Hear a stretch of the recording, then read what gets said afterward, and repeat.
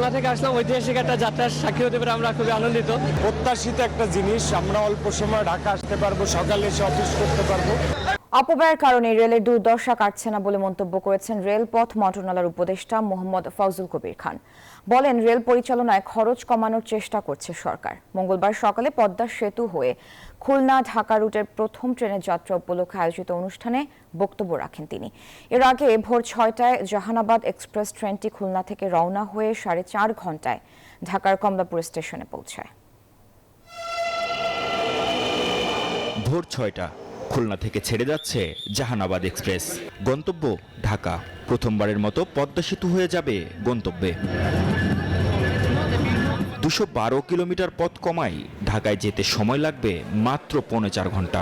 দীর্ঘদিনের প্রত্যাশিত নতুন এই রুটের ট্রেন চলাচলে আনন্দিত দক্ষিণাঞ্চলের মানুষ। খুলনা থেকে আসলাম, ঐতিহাসিক একটা যাত্রার সাক্ষী হতে পেরে আমরা খুবই আনন্দিত। প্রত্যাশিত একটা জিনিস, আমরা অল্প সময় ঢাকা আসতে পারবো, সকালে এসে অফিস করতে পারবো।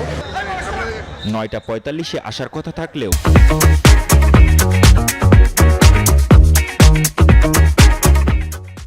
কিছু বিলম্বে 10:30টায় এসে পৌঁছায় ট্রেনটি। উচ্ছ্বসিত যাত্রীরা ট্রেনের সংখ্যা বাড়ানোর কথা বলেন। 22 থেকে 24 ঘন্টা সময় লাগতো, সেখানে আমরা আজকে বলা হয়েছিল 3.5 ঘন্টা, তবে আমাদের 4 ঘন্টা লেগেছে, মাঝখানে ক্রসিং ছিল। আর প্রথম দিন আমরা দক্ষিণবঙ্গের মানুষ অনেক খুশি। জ্যামের কোনো নাই, অ্যাক্সিডেন্টের ভয়টা বেসিক্যালি অনেক কম এবং আমি খুবই হ্যাপি আজকে এখানে আসতে পেরে। সকালে কমলাপুর রেলওয়ে স্টেশনে উদ্বোধনী অনুষ্ঠানে রেল উপদেষ্টা বলেন, অপব্যয়ের কারণে রেল দুর্দশাগ্রস্ত। প্রতিটি প্রকল্পের ব্যয় কমাতে না পারলে কাঙ্ক্ষিত সেবা নিশ্চিত করা যাবে না। রেলের যে আজকের যে বর্তমান অবস্থা, এটা এই অবস্থাতে আসার একটি কারণ হচ্ছে অপব্যয়।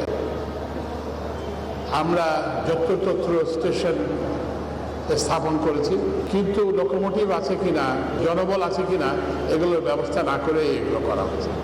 রেলপথ উপদেষ্টার অনুষ্ঠানে বিশেষ অতিথির বক্তব্যে চায়নার রাষ্ট্রদূত বলেন, অন্তর্বর্তী সরকারকে সব ধরনের সহায়তা দেবে চীন। China pursues a policy of friendship and good neighborliness to all the people of the Bangladesh. Sincerely hope that the nation could achieve unity, stability and development. Dhaka Khulna Dhaka Jehanabad এক্সপ্রেসে আসন সংখ্যা 768টি।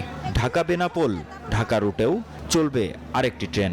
সোমবার বাদে বাকি 6 দিন চলবে এই ট্রেনটি। মাহমুদ হাসান, নিউজ 24, ঢাকা।